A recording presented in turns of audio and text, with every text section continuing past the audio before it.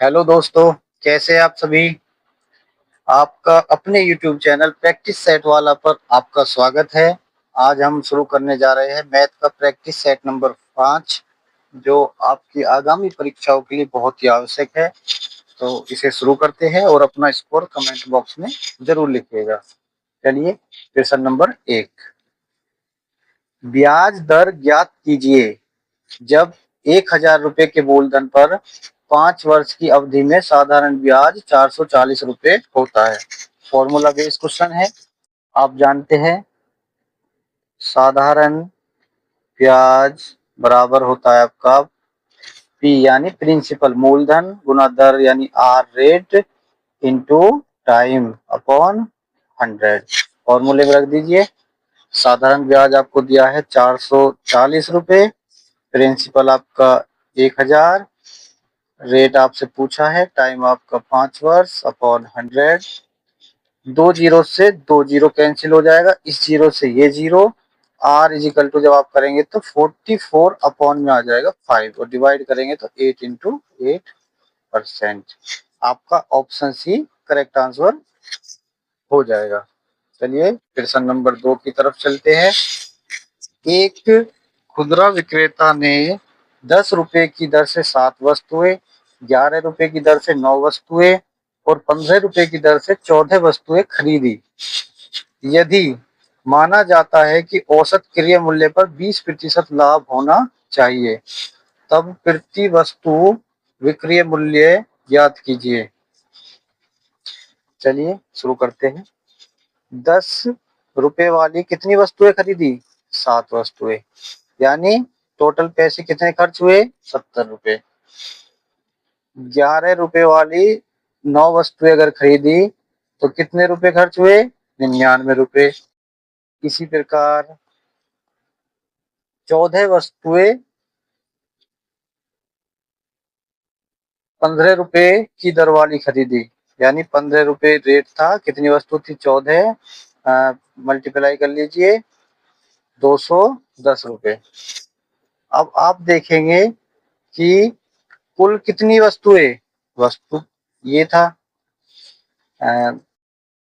ये हो जाएगा आपका, ऐड कर लीजिए 30 वस्तुएं। इन पर हमने कितने रुपए खर्च किए? ऐड कीजिए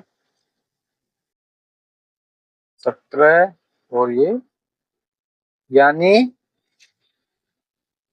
379 रुपए खर्च करके हमने 30 वस्तुएं खरीदी। तो ये इस पर कितना बोल रहा है? 20% लाभ होना चाहिए। तो 120% अपॉन 100 कैलकुलेशन कर लीजिए, इससे कट जाएगा 3 से 4 बार। नीचे जब जीरो रहे तो उसको नहीं काटना है, क्योंकि वो ऊपर पॉइंट लगने में आसानी होता है। 4 9 36, 31, 3 15 और नीचे 2 जीरो है तो पॉइंट लग जाएगा यहाँ पर। आपका हो जाएगा option number A correct answer.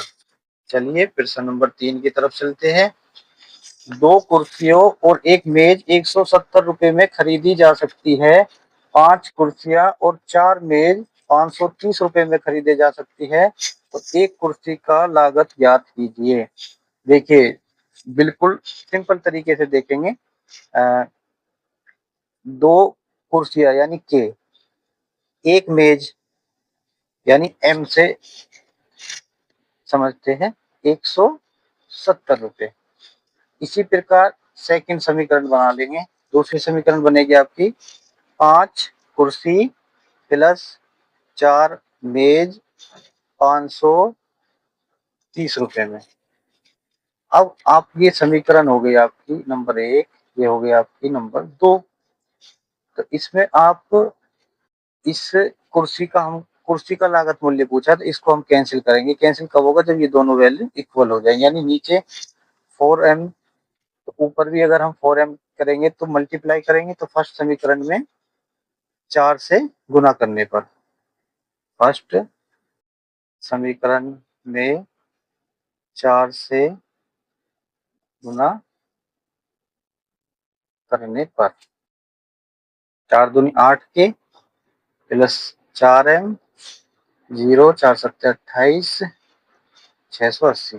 नीचे हमको 4m पहले से ही मिला हुआ है। तो अभी आप विपरीत चिन्ह काटने के लिए माइनस की तीनों में मल्टीप्लाई कर देंगे, तो ये प्लस माइनस कट जाएगा।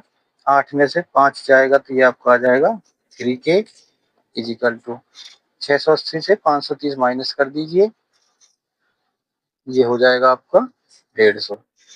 तब आपका हो जाएगा k की वैल्यू 3 से ये 50 बार। तो एक कुर्सी की वैल्यू कितनी आ गई? 50 रुपए। Option B correct answer. Question number 4 देखते हैं। वह समय ज्ञात कीजिए जिसके लिए 1000 रुपए के मूलधन पर 10% वार्षिक ब्याज दर से 331 रुपए का चक्रवृद्धि ब्याज प्राप्त हुआ है। देखिए इधर हमको रेट दिया हुआ है 10% और चक्रवृद्धि ब्याज ये आपका प्रिंसिपल यानी मूलधन। तो अभी आप देखेंगे कि 10% को हो जाएगा 110% अपॉन 100, ऊपर n यानी वर्ष इजिकल टू नीचे आपका और 331 यानी इसको मिश्र धन बना लेंगे, 1000 में जोड़ेंगे तो कितना हो जाएगा? 1331। अभी आप देखिए 0 से 0 कैंसिल, ये हो जाएगा 11/10⁻n। और इधर आप देखेंगे कि 11 का घनमूल और 10 का घनमूल 1000, 11 का घनमूल 1331 यानी पावर 3। बेस से बेस कैंसिल हो जाएगा तो n बराबर आपका हो जाएगा 3। इन क्वेश्चनों के लिए आपको प्रैक्टिस करनी होती है, तभी आप समझ पाते हैं कि ये दोनों चीजें इक्वल कर ली जाती है।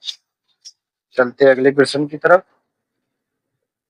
दो रेलगाड़ियों की गति का अनुपात 5:6 है। दूसरी रेलगाड़ी 5 घंटे में 450 किलोमीटर तय करती है, तो पहली रेलगाड़ी की गति क्या है? समझते हैं। अनुपात हमको क्या दिया है? दोनों ट्रेनों की गति का। अब दूसरी लाइन से हम देखेंगे कि ये ट्रेन 5 घंटे में 450 किलोमीटर की दूरी तय कर रही है, तो यहां से हम चाल निकाल लेंगे, क्योंकि चाल बराबर आप जानते हैं दूरी बटे समय। दूरी आपको दी है 450 किलोमीटर, समय कितना है? 5 घंटे में।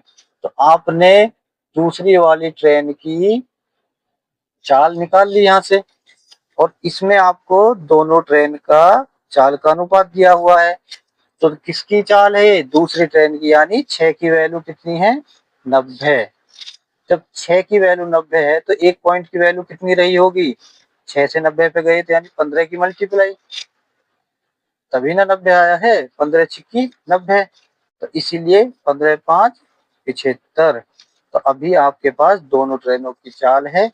ये पूछ रहा है पहली रेलगाड़ी की गति, जो कि हो जाएगी 75 किलोमीटर प्रति घंटा। जो चीज आपको दी हुई है उसी से हमेशा कंपेयर करना होता है, तुलना करनी होती है। आपने यहाँ से चाल इसकी निकाल ली, हमको अनुपात में दी हुई है। चलिए आगे बढ़ते हैं।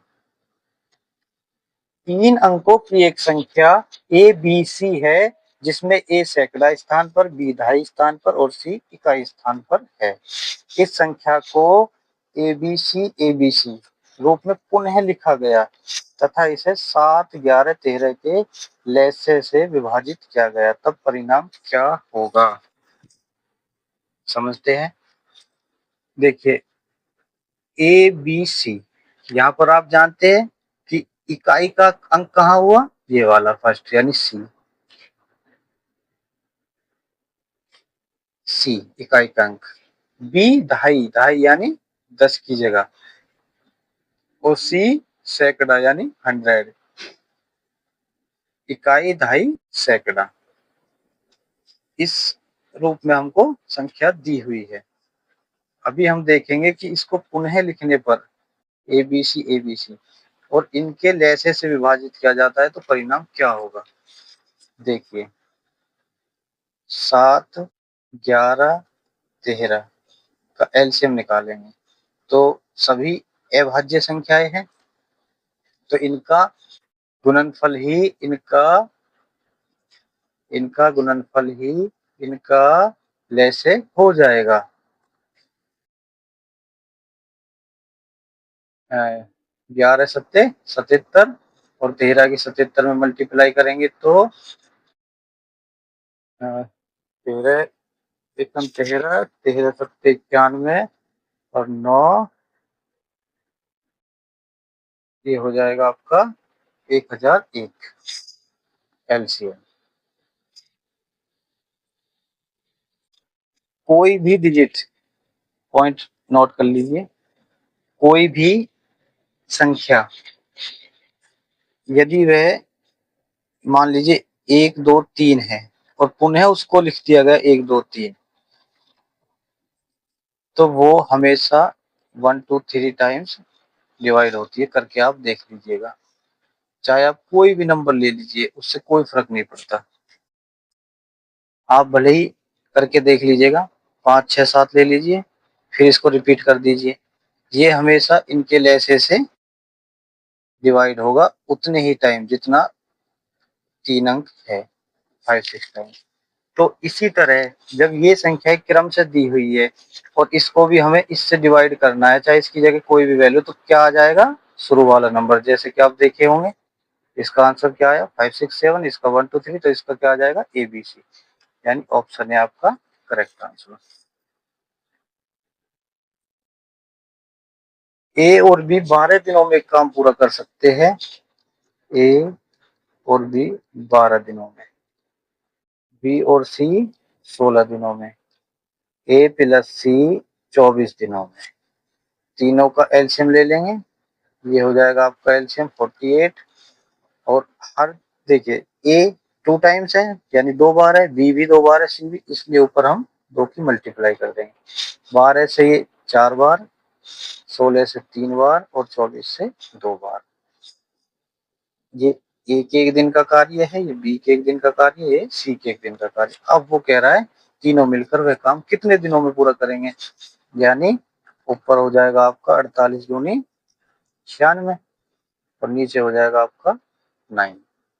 जब आप इसमें डिवाइड करेंगे तो ये हो जाएगा आपका 0 9 6 54, यानी आपका एक ही ऑप्शन मैच कर रहा है, option number D correct. Question number 8 को देखेंगे।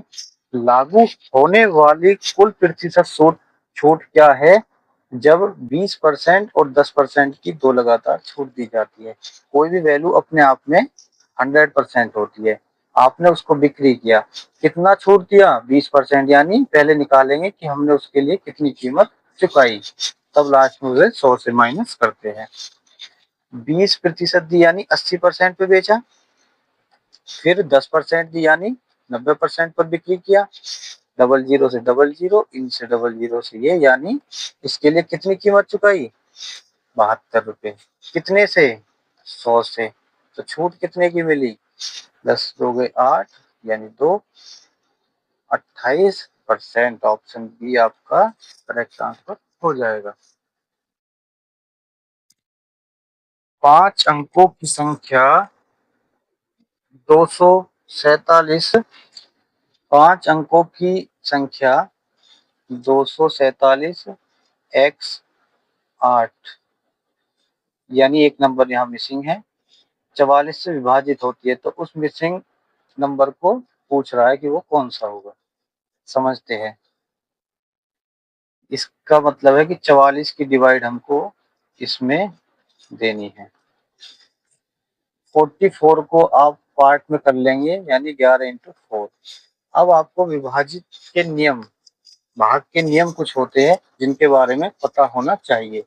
जैसे 4, यदि किसी भी डिजिट के अंतिम 2 अक्षर यानी 2 अंक, किसी भी डिजिट के अंतिम 2 अंक 4 से डिवाइड होते हैं तो वो पूरा नंबर 4 से डिवाइड होगा। उम्मीद है कि आप ये सभी जानते होंगे।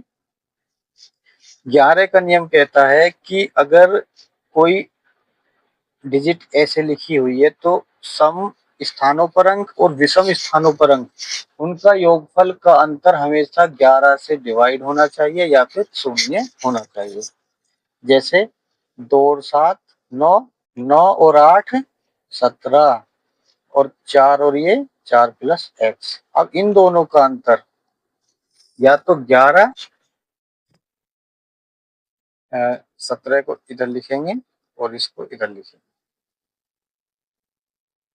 इन दोनों का अंतर या तो 11 से डिवाइड होना चाहिए या 0 होना चाहिए। अब आप देखेंगे कि ऑप्शन जो आपको दिए हुए हैं वो 1 2 3 4 दिए हुए हैं, तो आप इन्हीं में रख के देखेंगे। x की जगह 2 रखिए।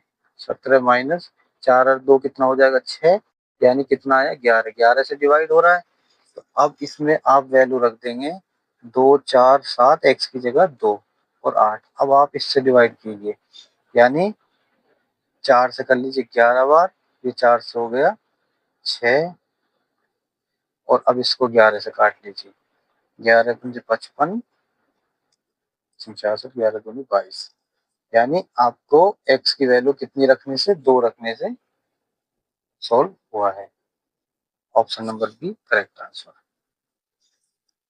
क्वेश्चन दिया हुआ है 4/5 अनुपात 12/10 समानुपात x/6 अनुपात 9/2। इसको सॉल्व कीजिए, यानी x का मान ज्ञात कीजिए।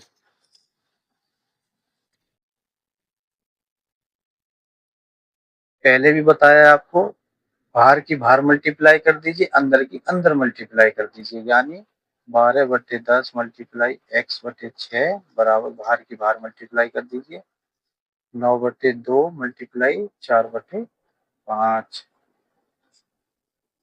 डिवाइड करेंगे 6 से ये 2 बार, 2 से ये 5 बार, 5 से ये 5 कट जाएगा, 2 से ये 2 टाइम्स, यानी x बराबर आपका हो जाएगा 18। Option number D correct answer आपका हो जाएगा। क्वेश्चन नंबर 11 को देखेंगे। एक आदमी 5 घंटे में एक यात्रा पूरी करता है।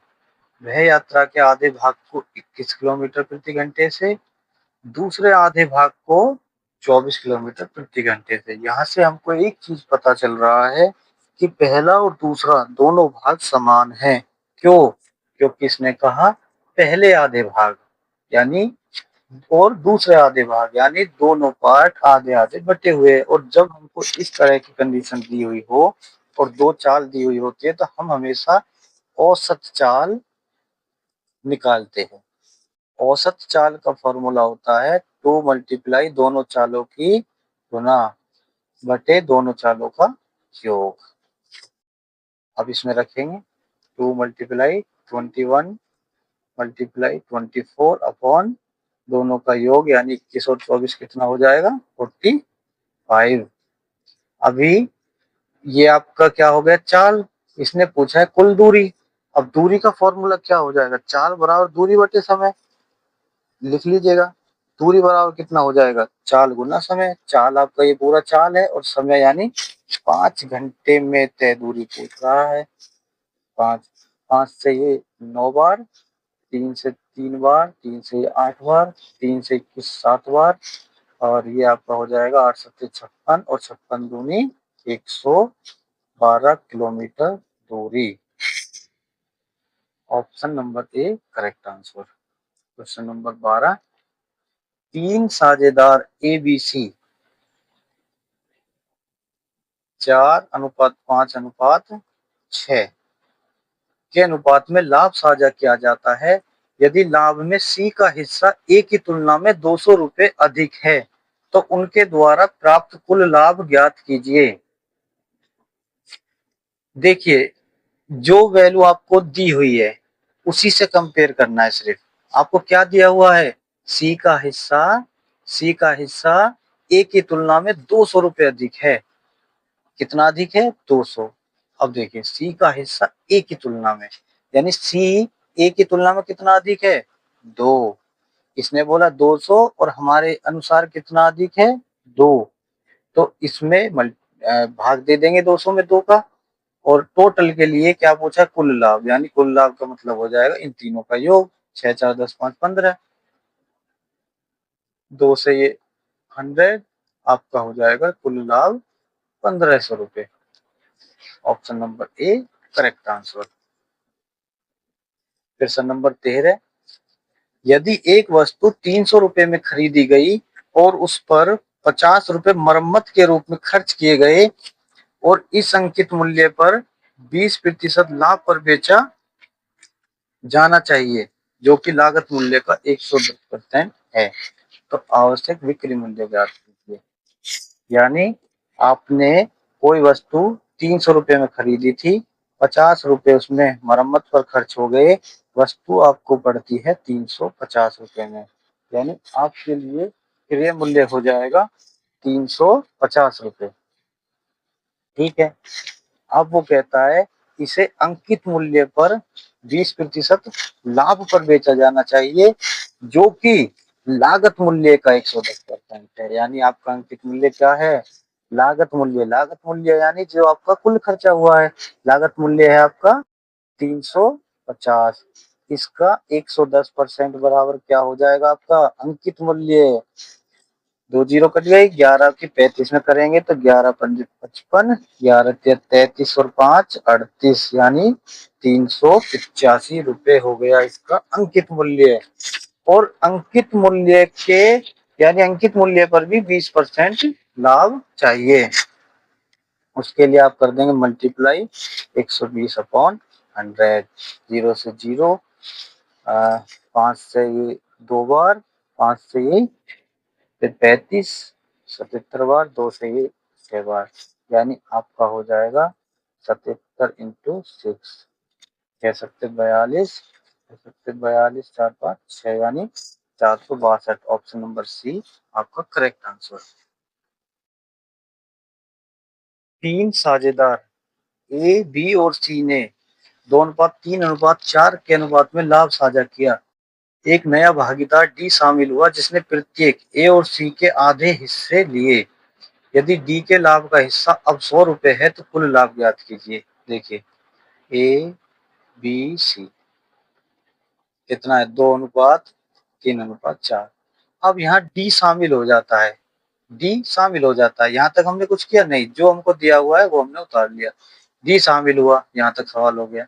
अब जो इसने करने के लिए बोला है वो आप इसमें कीजिए।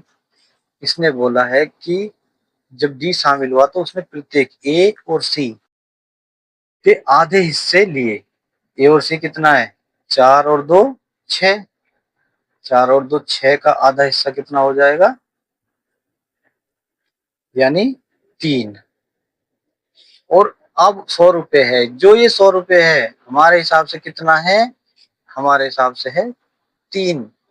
और वैल्यू क्या पूछी? कुल लाभ। और कुल लाभ की वैल्यू पूछी है तो कुल लाभ कितना है? 4 3 7 2 9, 3 से 3 बार, ये आपका हो जाएगा ₹300 आंसर। ऑप्शन नंबर सी। इसको सॉल्व कीजिए आप। एक्स के पास बैंक खाते में ₹90.53 है। ठीक है। इतने रुपए जमा किए, 70.16 निकाल लिए, तो बाद में राशि क्या बची? सिंपल आपको ठीक है, आसान तरीके से करते हैं। 90.53 आपके पास थे,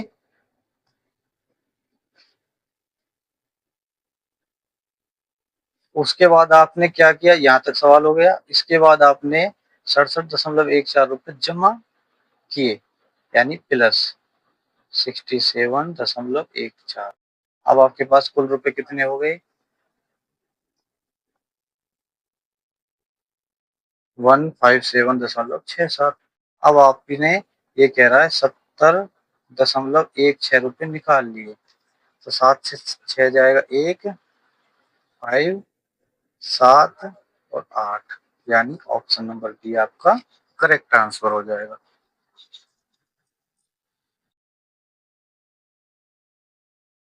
फिर से नंबर 16, 256 के वर्गमूल और 16 के वर्गमूल के गुणनफल ज्ञात कीजिए और फिर परिणाम जो आए उसका वर्गमूल ज्ञात कीजिए।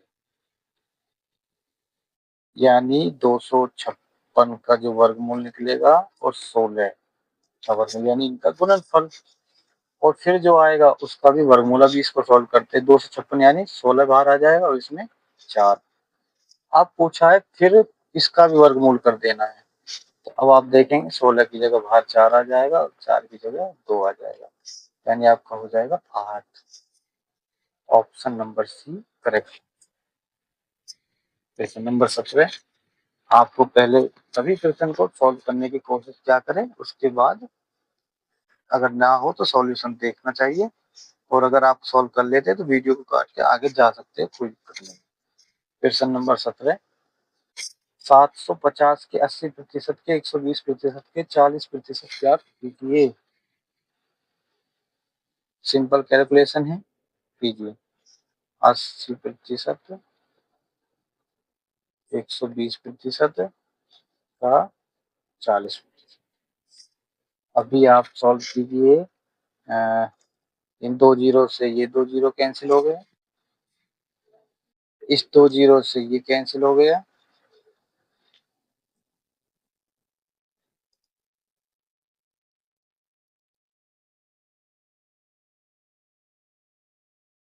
अब आपका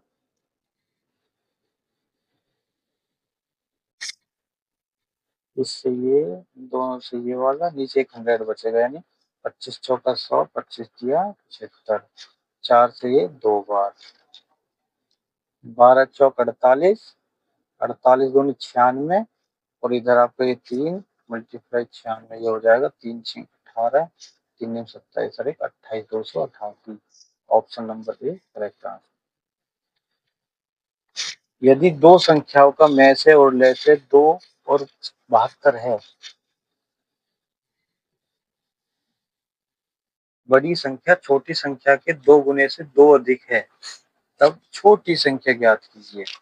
देखिए हमेशा आप दो संख्या मान लीजिए x और y है, तब जिसने दिया है में से और ले से, तो संख्या जो यहाँ से जो बात बोली गई उसकी कंपेयर करते हैं। बड़ी संख्या यानी x छोटी संख्या के 2 गुने यानी 2y से 2 अधिक है, x की वैल्यू 2y प्लस 2।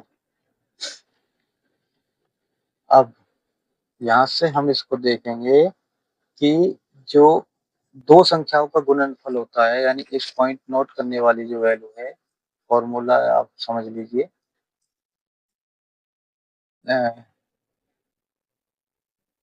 दो संख्याओं का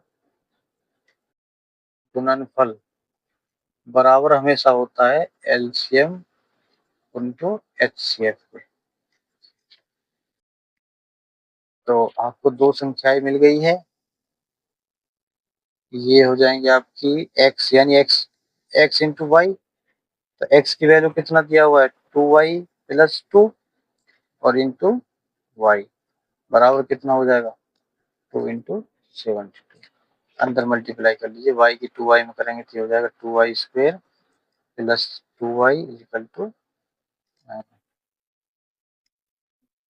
2 इंटू 72।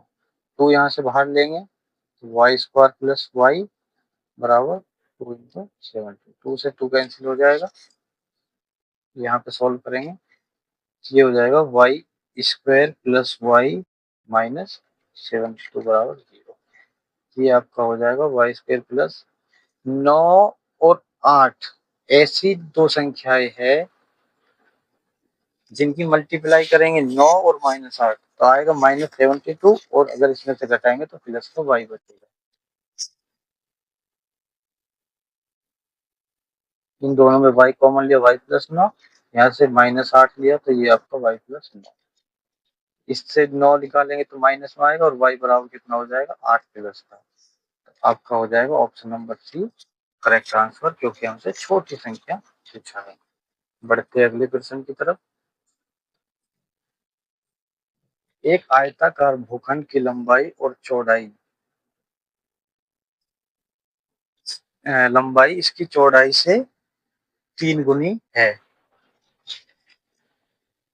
इसका क्षेत्रफल 768 मीटर है, तो भूखंड का परिमाप पूछा है। चौड़ाई मान लीजिए x है, लंबाई हो जाएगी 3x, क्योंकि 3 गुनी बोल रहा है, और क्षेत्रफल ये है, तो इसका क्षेत्रफल होता है इसका लंबाई गुना चौड़ाई, x into x is equal to 768। X square 3 से काट लीजिए, 3 दूनी 6, 3 पंजे 15, 3 छः 18। एक्स की वैल्यू हो जाएगी, इसका वर्गमूल निकालेंगे तो यानी 16। जब एक्स की वैल्यू 16 है तो इसकी कितनी हो जाएगी, इसकी हो जाएगी 48। और आपसे पूछा है परिमाप, परिमाप होता है 2l प्लस बी, तो 2l कितना प्लस बी, ये हो जाएगा आपका 64 इंटू 2, 128 मीटर परिमाप आपका हो जाएगा। क्वेश्चन नंबर 20, 120 मीटर लंबी एक रेलगाड़ी 60 किलोमीटर प्रति घंटा की गति से चलते हुए एक पुल को 80 सेकंड में पार करती है। पुल की लंबाई ज्ञात कीजिए। यानी एक तरह से कुल दूरी पूछ रहा है, तो चाल बराबर होता है आपका दूरी बटे समय। दूरी पूछा है तो दूरी हो जाएगी आपकी चाल गुना समय। चाल कितना है, 60 किलोमीटर प्रति घंटा, मीटर प्रति सेकंड में आंसर है तो इसलिए 5/18 से मल्टीप्लाई। और समय कितना दिया हुआ है, 18 सेकंड, 18 से 18 कट जाएगा तो ये आपका हो जाएगा 300 मीटर। ये आंसर नहीं है, 300 मीटर आया दूरी। कौन सी दूरी, कुल दूरी। अब कुल दूरी होती है ट्रेन की अपनी लंबाई और पुल की लंबाई। तो अभी इसने हमसे क्या पूछा है, पुल की लंबाई ज्ञात कीजिए। यानी कुल दूरी आपकी आई 300 और 120 मीटर किसकी लंबाई है, ट्रेन की। जब आप कुल दूरी में से ट्रेन की माइनस कर देंगे तो आपका पुल की लंबाई बचेगा 0.8 यानी 180 metre. Option number D correct answer. अभी ये आपका होमवर्क क्वेश्चन है, इसको आप जरूर कीजिएगा और कमेंट में इसका आंसर लिखिएगा। और वीडियो अगर पसंद आया हो तो आप लोग इसे शेयर एंड लाइक जरूर करें, अपने दोस्तों के साथ शेयर, और चैनल को सब्सक्राइब करें। आपको यकीन के साथ कहता हूँ कि प्रैक्टिस सेट आपके लिए ऐसा लाया जाएगा जिसमें परीक्षा में प्रश्न पूछे ही जाएंगे। इसलिए हमसे जुड़े रहिए और लगातार करते रहिए। ठीक है, धन्यवाद, मिलते हैं अगले प्रैक्टिस सेट में। जय हिंद।